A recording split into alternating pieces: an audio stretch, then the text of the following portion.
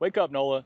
The trade deadline is coming past. The Saints traded away 2 offensive starters, got 3 draft picks back in return, but the current football team still has to play ball.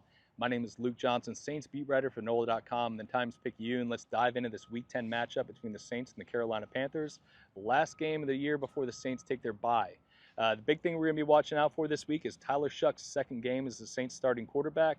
First one didn't go so hot. Saints only ran 40 plays and held the ball for 16 minutes and 7 seconds. Those are 2 of the worst marks in a single game in franchise history. They're looking to rebound from that, even without those 2 starters. The big thing we're going to be watching without those players this week is whether Devon Vele takes a bigger role in the Saints offense. The Saints sent a 4th-round pick to the Denver Broncos this offseason to acquire Vele, and he hasn't really played much of a role in this offense so far.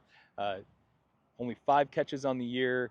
He's played in 40% of the snaps in just 1 game so far, so we'll see if there's an uptick in that with Rashid Shaheed now playing for the Seattle Seahawks.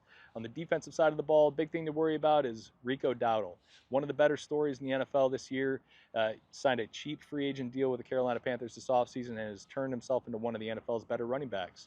He had 2 rushing touchdowns last week, leading the Panthers to an upset win against the Green Bay Packers, one of the better teams in the NFL. And these Panthers are not the same Panthers of the last couple years. They're 5-4. They're squarely in the mix of it for the NFC South title. So it'll be an interesting game to see how the Saints stack up against an ascending team in the NFL. We will be out there. We will cover it all. We will have all of our coverage at NOLA.com for you to check out this week. You should also check out our Saints Insider YouTube page, where we will have podcasts posting Friday afternoon. So thank you all for following along, and we will see y'all next time.